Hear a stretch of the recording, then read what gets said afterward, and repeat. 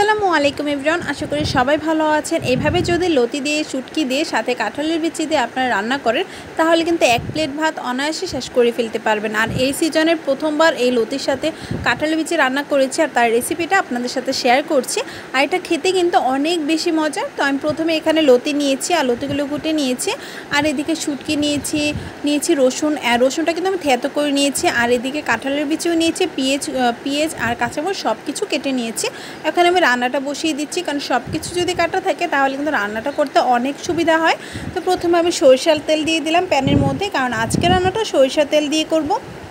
সরিষার তেলটা গরম হয়ে আসলে এর মধ্যে দিয়ে দিয়েছি রসুন থেতো। আমি এখানে থেতো করা রসুনটা এখানে দিয়ে দিয়েছি, একটি বড় রসুন আমি সুন্দরভাবে থেতো করে নিয়েছি।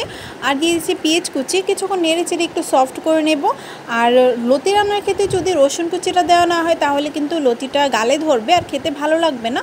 তো আজকে এখানে দিয়ে দিচ্ছি শুটকি। আমি এখানে লইটা শুটকি নিয়েছি, আর এখানে লইটা শুটকিটা কিন্তু আমি সুন্দরভাবে কেটে ধুয়ে পরিষ্কার করে নিয়েছি।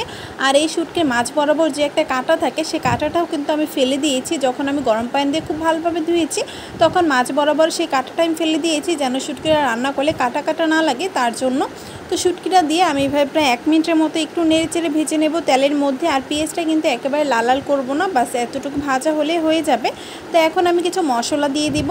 মশলার মধ্যে প্রথমে দিয়ে দিলাম আদা রসুন বাটা। আর আমি সবসময় লতি রান্নার ক্ষেত্রে আদা রসুন বাটাটা একটু বেশি পরিমাণে দিয়ে থাকি। আর এখানে আদা ও রসুন দুইটাই কিন্তু সমান পরিমাণে বাটা রয়েছে। এখানে 2 টেবিল চামচ পরিমাণ আমি আদা রসুন বাটা দিয়ে দিয়েছি। তো কিছুক্ষণ নেড়ে চেড়ে নিয়েছি যতক্ষণ না পর্যন্ত আদা রসুন বাটার কাঁচা স্মেলটা চলে যায়। আর খুব ভালোভাবে কিন্তু আমি নেড়ে চেড়ে নিচ্ছি, আর উপর তেলটা কিন্তু খুব সুন্দরভাবে ভেসে উঠেছে। এখন দিয়ে দিচ্ছি পানি। এখানে আমি মশলা কষানোর জন্য অল্প একটু পানি দিয়ে দিলাম। আমি এখানে সামান্য একটু পানি দিয়ে এখন একটু নেড়ে চেড়ে নেব। আর এই পানিটা যখন বলক এসে যাবে তখন কিন্তু আমি সব মশলাগুলো অ্যাড করব। আর লতি রান্নার ক্ষেত্রে তেমন একটা মশলার প্রয়োজন নেই, হালকা পাতলা একটু মশলা দিলেই কিন্তু হয়ে যায়, যেহেতু শুটকি রান্না করছি। তো দিয়ে দিলাম 1 চামচ পরিমাণ হলুদের গুঁড়া, দিয়ে দিচ্ছি মরিচের গুঁড়া 1 চামচের একটু বেশি, কারণ ঝাল লতি খেতে কিন্তু খুব ভালো লাগে।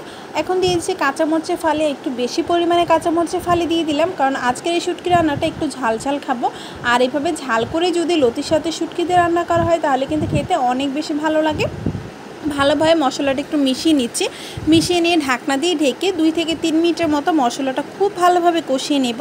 এই পর্যায়ে যদি শুটকিটার সাথে মশলাটা খুব ভালোভাবে কষানো হয় তাহলে কিন্তু এই রান্নাটা খেতে ভীষণ মজা হয়। তো আমি একটু ভালোভাবে কষিয়ে নিয়েছি, প্রায় 3 মিনিটের মতো আমি মশলাটাকে কষিয়ে নিয়েছি অল্প আছে।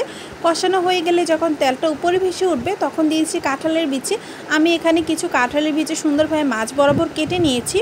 এখন কাঁঠাল বিচিটা দিয়ে ভালোভাবে নেড়ে চেড়ে নেব। আর এই সময় কিন্তু অনেক সুন্দর একটা ঘ্রাণ আসছিল, কি বলবো, আপনারা রান্না করলে আসলে বুঝতে পারবেন কত সুন্দর একটা ঘ্রাণ আসে। এখনও আমি ঢাকনা দিয়ে ঢেকে এটাও আমি 2 মিনিটের মতো একটু কষিয়ে নেব। কাঁঠাল বিচিটা একটু শক্ত থাকে, সে দেখা যায় লতিটা রান্না করা হয়ে যায় খুব তাড়াতাড়ি, কিন্তু কাঁঠালের বিচিটা সেদ্ধ হয় খুব দেরিতে। তার জন্য আমি কাঁঠালের বিচিটা আগে কিছুক্ষণ কষিয়ে নিচ্ছি, যেন লতির সাথে কাঁঠালের বিচিটা রান্না একেবারে সেমভাবে হয়ে যায়, যেন কোনো কিছু গলে না যায়। তো কাঁঠালের বিচিটা আমি খুব ভালোভাবে কষিয়ে এর মধ্যে দিয়ে দিচ্ছি লতিগুলো কিন্তু আমি খুব ভালোভাবে ধুয়ে পরিষ্কার করে এরপর দিয়ে দিলাম। এখন ভালোভাবে মিক্স করে নেব। আর এইভাবে কিন্তু লতি রান্না করলে খেতে কিন্তু ভীষণ ভালো লাগে। আর এইভাবে লতি যদি আপনারা রান্না করেন আর প্রথমে যদি থেতো করে রসুনটা একটু তেলের মধ্যে দিয়ে ফোড়ন দেন তাহলে কিন্তু এই লতিতে কোনো গাল ধরবে না আর খেতে অনেক ভালো লাগবে। আমি লতিটাকে প্রায় 5 মিনিটের মতো ঢাকনা দিয়ে ঢেকে অল্প আঁচে কষিয়ে নিয়েছি। আপনারা কষানোটা দেখলেই বুঝতে পারছেন যে আমি কতটা ভালোভাবে কষিয়ে নিয়েছি। এই লতিটা যদি এই পর্যায়ে সুন্দরভাবে কষানো হয় তাহলে খেতে আরও বেশি ভালো লাগে। আর লতিটা আমি এমনভাবে কষিয়েছি লতিটা কিন্তু প্রায় 50%-এর মতো সেদ্ধ হয়ে গেছে। তো খুব ভালোভাবে নেড়ে চেড়ে আমি কষিয়ে নিয়েছি, আর তেলটাও কিন্তু সুন্দরভাবে উপরে উঠে গেছে। এখন দিয়ে দিচ্ছি পানি। এখানে আমি 1 গ্লাস পরিমাণ পানি দিয়ে দিলাম, কারণ এই লতিটা যদি ভাজা করতাম তাহলে এই পর্যায়ে আর কিছুক্ষণ অল্প আঁচে রেখে ভাজা করলেই হয়ে যেত, কিন্তু যেহেতু শুটকি দিয়েছি তাই লতিটা একটু মাখা খাবো, তার জন্য 1 গ্লাস পরিমাণ পানি দিয়ে ঢাকনা দিয়ে রেখে দিলাম বলক আসা পর্যন্ত। খুব ভালোভাবে বলক এসে গেছে। এখন একটু নেড়ে চেড়ে নিচ্ছি। আর এই লতিটা থেকে কিন্তু খুব সুন্দর একটা ঘ্রাণ আসছিল, কারণ যে শুটকিটা দিয়েছি শুটকিটা থেকে অনেক ভালো একটা ঘ্রাণ আসছিল। আর এই পর্যায়ে মনে হচ্ছিল যে আমি খেয়ে ফেলি, এতটা মজার হয়েছিল আজকের এই লতিটা। তো যাই হোক আমি ভালোভাবে একটু নেড়ে চেড়ে ঢাকনা দিয়ে ঢেকে রেখে দিচ্ছি কিছুক্ষণের জন্য, প্রায় 5 থেকে 7 মিনিটের মতো। 5-7 মিনিটে কিন্তু আমার রান্নাটা একেবারে রেডি হয়ে গেছে। আর এদিকে দেখুন ঝোলের পানিটাও একেবারে শুকিয়ে গেছে, আর যতটুকু রয়েছে এতটুকু মাখা মাখা এটাই কিন্তু যথেষ্ট এই খাওয়ার জন্য। আর এই লতিটা খেতে অনেক বেশি ভালো হয়েছিল। আর কাঁঠালের বিচি দিয়ে তো যে কোনো তরকারি আমার কাছে খুব ভালো লাগে, আর আমাদের ফ্যামিলির সবাই খুব পছন্দ করে। রান্নাটাও কমপ্লিট হয়ে গেছে, আর উপর দিয়ে কিন্তু তেলটাও বেশি উঠেছে। হাতের কাছে ধনিয়া পাতা ছিল না, তাই আর ধনিয়া পাতা অ্যাড করিনি। তো দেখতে কিন্তু অনেক সুন্দর লাগছে, আর দেখতে যতটা সুন্দর লাগছে খেতে এর থেকেও বেশি ভালো হয়েছিল। তো আজকের জন্য এই পর্যন্ত, সবাই ভালো থাকবেন, আল্লাহ হাফিজ।